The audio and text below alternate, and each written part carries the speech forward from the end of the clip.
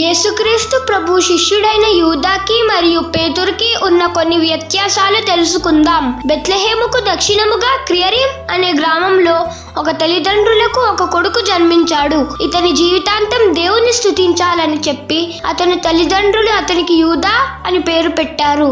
ఇతను యేసయ్యని 30 వెండి నాణాలకు అమ్మి వేస్తాడు. ఇతను హైలీ ఎడ్యుకేటెడ్ మ్యాన్. యూదా రోమ్లో చదివాడు.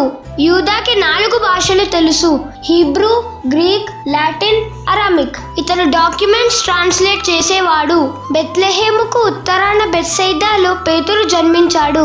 అతని పేరుకు ఎగిరిపోతున్న ఇసుక అని అర్థం. సంచలమైన మనస్తత్వం కలిగిన వాడు. అదే పేతురు యేసుక్రీస్తు ప్రభువుని వెంబడించిన తరువాత అతని రాయిగా మారాడు. ఇతను చేపలు వ్యాపారం చేసేవాడు. యేసు ప్రభువు నేను మనుష్యులను పట్టు జాలరిగా నిన్ను చేస్తానని చెప్పినప్పుడు పేతురు యేసయ్యని వెంబడిస్తాడు.